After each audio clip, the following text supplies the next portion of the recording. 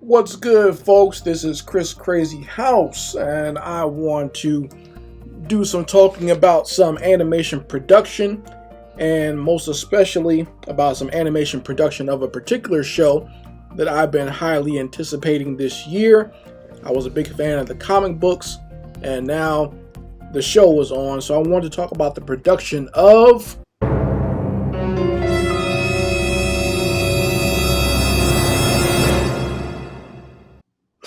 I hope you like that. Hope you like that little title card there. That's how they do it on the show, so I figured I'd play around with it and do so myself. Maybe I'll start doing that for Chris Crazyhouse as well. Every time I say the name, I'll just have a big ass title card come up. Like this.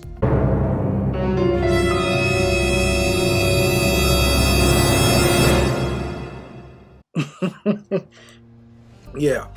So, beyond the title cards, let's talk about the production of Invincible. So like I said, I've been a big fan of the Invincible comic book ever since 2009. That's when I first got into it. A friend introduced me to it, and I started buying it, the graphic novels in bulk, and I got caught up real fast on the story, and I've been a fan ever since. Like I said before, you guys can go watch my original video when they announced that they were doing an Invincible animated series.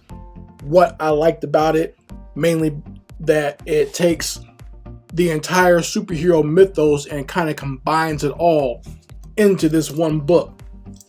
And you get to see the growth of a superhero from just starting out all the way into becoming a mature and very powerful superhero.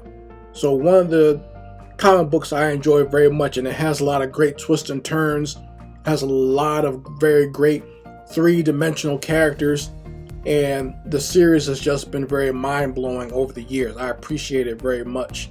Even the fact that it might have analogs to very popular comic books, whether in Marvel or DC, you're still getting a great original story with them. Stuff they probably could never do in Marvel or DC, but they do it in Invincible. And the show so far has been a great representation of what the comic book offered. I've actually been very surprised by how the show actually condenses all of the entirety of the comic book and truncates them into these stories that they can produce for an actual animated show. I think they do a very good job of streamlining everything so that way the casual fan could come in and watch this and get into it. They're doing a good job of it so far, because the material, while it's told in a very simple way, is very dense. And like I said, when you're someone who's been a fan of it and you know where it's going, they're doing a great job of planting those seeds. So you can see, I can already see how the show can kind of go, but with some twists and turns that we will see in the future. So I've been watching the episode so far. I'm enjoying it. But I want to discuss some of the production of Invincible, because that's the thing from an animator standpoint that I've very much been paying attention to. First of all, let me just say that I'm very impressed by the length of the show. I did not know this was going to be a 45-minute to an hour show each episode. I did not know that. I didn't know that they were going to put this much effort into it. I thought they were just going to be half-hour shows. It's hard enough to do a half-hour live action show, and this show is not playing around. The fact that you have animators creating an almost hour-long show like that, that's a lot. That's a whole lot. For anyone who understands the amount of work it takes to do just a minute of hand-drawn animation, you just should appreciate the fact that they're doing these hour-long shows. And it's not, they're definitely not slacking when it comes to the animation. They're putting a lot of work into it. It looks like DC movie quality animation put on the screen, but obviously based on the source material, there's a lot of difference in how it's done. Because for those who've never read the Invincible comic, while it does pay homage to a lot of classic comics, it gets very violent and gets very real when it needs to. Almost disgustingly so. But they do a great job of portraying it in this animated show. I'm kind of glad that they took the route of doing this as an animated show, because it very much does a great representation of the comic, of what Robert Kirkman wrote and Corey Walker and Ryan Oatley drew.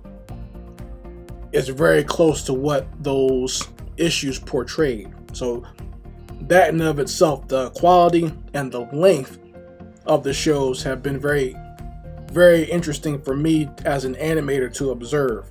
So I wanted to do some research to see like who's doing this animation, because that's not an easy feat to pull off something like this. And I know even though it's for Amazon, just the amount of work I know had to go into this is probably a lot. So I looked up the company. The production company is called Wind Sun Sky Entertainment, and I just went to look on their website or whatever, and of course they put Invincible on there on the front page just to let everyone know what they're working on, obviously. But from what I see of this company, it looks like it's just purely content creation, meaning that they probably took the idea here, they got the license to do it. They might produce the character designs, they might produce some storyboards, they probably produce the story art, which is kind of like storyboards or whatever. They might even do some pre-visualization, but the bulk of the hardcore actual animation is done, they said, with studios in both Japan and Korea.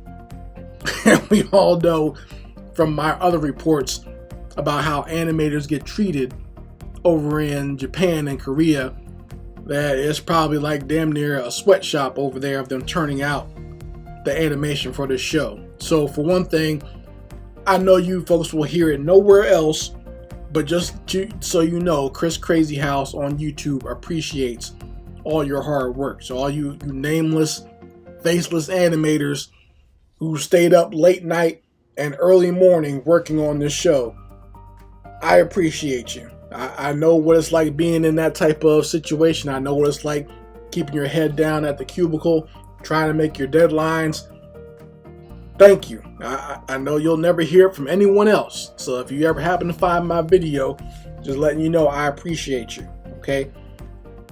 But, you know, going to this actual company, Wind Sun Sky Entertainment, a little side note that I found funny was that they, when you go to their About Me page, they talk about, you know, putting people first and how they're so dedicated to diversity and inclusion. And then you go look at their roster of the main people they have as the directors and creative people and the production of their company is mostly Caucasian. So they're not that obsessed with diversity, but I'm not going to get too much into that. That's typical of these companies. That let me not attack Wind Sun Sky based on that, because that's basically most companies out there, and I guess they're based in Canada, so they're going to use that as an excuse as to why their production team is mostly Caucasian. But that's typical of these Hollywood production companies. They claim to be so for diversity, but they don't really hire very diverse at all. So that's just typical of them. So I don't want to single out this one production company for that. However, I will say that the voice cast for Invincible is extremely diverse. It has probably one of the most diverse casts I've seen in a long time. They have a lot of different people in this animated series. You know, the comic book itself has a lot of different types of both people from Earth as well as people from other planets. And, you know, it's interesting that they picked a very eclectic cast to be in this show. And even the main stars of the show, two Asians, is very interesting. Mainly because I don't think that the actual character of Invincible nor his mother in the comics is actually Asian.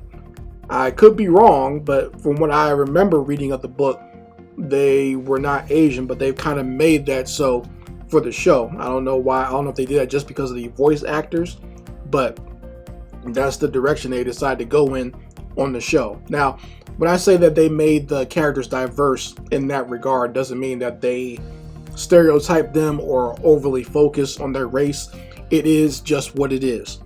but I find it very interesting. I think that was actually not a bad choice at all, actually a good way to go. Another different choice for the main character of Amber is they actually got a black female as Amber in the animated series. I believe the actual comic book Amber was a white girl with blonde hair, and the comic book Amber was also a little bit more, how should I say, I guess a little bit more bubble-headed and self-centered. I don't remember that character being so progressive and so like aware and woke about what was going on in society as this black female character on the show does. Now, I'm not saying there's anything wrong with that. I think that's actually okay. And I think the Amber character in the comics was such a minor character. She actually disappears relatively soon, so you don't really see her much anymore. I'm wondering, since they're making her more of a main character on this show, are they going to keep her around a little bit longer? I'm thinking that's the direction they're going to go, but you never know with Invincible. Invincible has a lot of surprises. It has a lot of things you don't expect, lots of twists and turns, so we never know. But I will say I'm very much enjoying the voice cast for this show. And what I like about Amazon Prime is that you can actually click or pause your screen at any time, and you can see who is the voice actor on the screen at the time, or who's ever, if they have some background music. This show actually has a pretty decent soundtrack as well. You can actually look and see who the soundtrack is by. So if you have Amazon Prime and you're watching Invincible, take the time to do that. It will, you know, it might surprise you as to who you see is behind the voice of certain characters. But I mean, it's an all-star cast. Lots of great actors from TV and film are in Invincible, and I've enjoyed them a lot. They even got my man Reginald VelJohnson, who played Carl Winslow on the hit show Family Matters. He plays a principal at the Winslow. Let me see. Is his name actually Principal Winslow? Okay, so the high school is named, given his real name, is actually named the Reginald VelJohnson High School, but his name on the show is Principal Winslow, and the character even looks like him. So, like, I picked that out even before I knew he was a voice actor on the show. I was like, oh, that's Carl Winslow right there, because like I said, the character even looks like him. But lots of great actors. I was very much looking forward to seeing Michael Dorn as Battle Beast. I think that is perfect voice casting. I always liked that character from the comic books, so when I heard that they were getting Michael Dorn, who played Worf for so many years on Star Trek, they were getting him to do the voice, I was like, that's perfect casting. Because I mean, that character fits perfectly with how Worf was on Star Trek back in the day. So, if nothing else you can say about the production team, that the main production team working on this, outside of, you know, the teams that work on the actual animation in Japan and Korea, may not be very diverse, but the voice cast is extremely diverse. Multiple races going through there, so they can't say this show is lacking in diversity. I will say that on that note.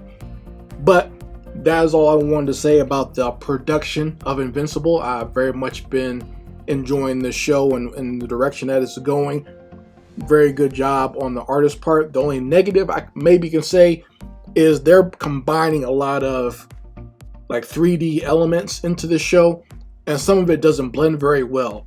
Now, I don't think I would notice it if I was watching it on a small screen, but because I watched this show on a big screen, a big flat screen downstairs in my downstairs man cave, I can see that they're using like 3D characters and animation in the background. It seems to work good when they're doing like background elements like buildings or machines or whatever, but some of the characters, like they'll just have like a 3D character of somebody like walking by, or even like there's a scene at the cafeteria at school and it has some kids in the background. You can see that they were 3D animated, and they weren't animated very well, by the way. That I think is a negative I can give the show as far as the production, but if they change that, I think the show will get a full 100% marks as far as production goes. I think what they should do is you can get some young people here in the States who are looking for animation work. There's plenty of them out there, and get them to do the background characters. I mean, if the character is just going to be walking by or eating food or standing there or even running away from monsters or aliens or whatever, why not get some young, talented animators to do that?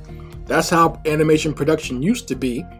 You would give the background characters to all the newbies or people who are just getting started out in animation, and they were able to get their feet wet and get their game up as far as doing production on a major animated show or animated film. I think that will work well. But like I said, that's the one negative I can give this show, because there's other shows out there, even shows that came out in the early 2000s that have 3D elements that were done way better than they're done on this show. But I think they're counting on the fact that you're focused more on the foreground, and most just regular viewers are. But for people like me, who that's all we do is watch animation or animation production, I'm going to be looking into the background to see what's going on as well. And I'm one of those people that likes to pause things to see what's going on, to rewind and see animation elements. So that's the only negative I can give the show so far. But so far, so good. We'll see how it turns out. I think there's only 8 episodes this season, so we're getting close to the final episode. So far, there's a lot going on. I'll probably do an actual review of the full season once it's done, the full 8 episodes, and that way I can give more of an overarching review and commentary on the actual story and not so much just the production. But if you guys have seen Invincible, let me know in the comment section what you think of it so far. We can discuss it there, or we can discuss it later on when I do my live stream on Thursday nights. If you want to talk about what you like or dislike about the Invincible show. And as always, go ahead and subscribe to this channel, and make sure you like this video and make sure you share it with other folks as well. Anyway guys, Chris Crazyhouse signing out. Peace.